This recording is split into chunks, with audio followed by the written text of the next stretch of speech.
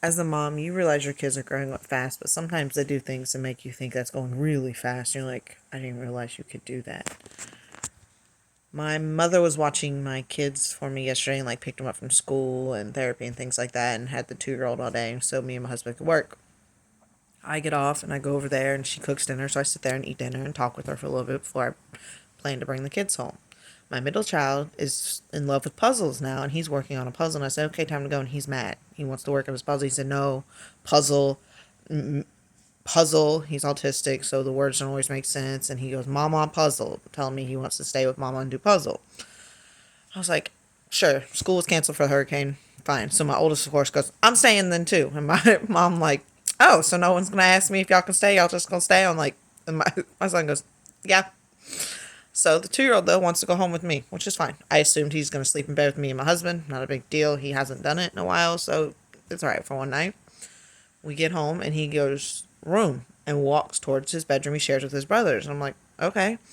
So he sits in his little spot. I put a pillow against the window and he sits there against the pillow right in front of the TV. I turn the TV on, his nightlight, and he's like, door.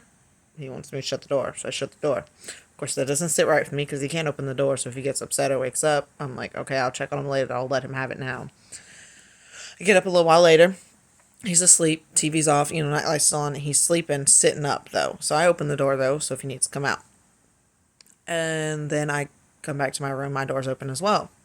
In the middle of the night, I have to go to the bathroom, so my brain, of course, let me go check on him again. I check on him. He's laying half off the bed. I'm like, the whole queen size bed, and you're on the edge. So I, of course, move him to the middle. This man is still asleep. Like, he slept through this entire night without his brothers. This is the first time he's ever slept in a bed by himself because he slept with me and my husband for 2 years and then went straight to sleep with his brother. Sometimes they fall asleep on the couch when they don't have school. They stay in the living room and play and sleep on the couch. And then school nights, they have bedtime, whole routine. They go to their room. He's never slept by himself. Like, he will literally wake up in the middle of the night if he happens to fall asleep on the couch and his brothers move to the room and run to their room with him. Like, won't sleep by himself. But he has slept this entire night. I didn't even know he could do that, y'all.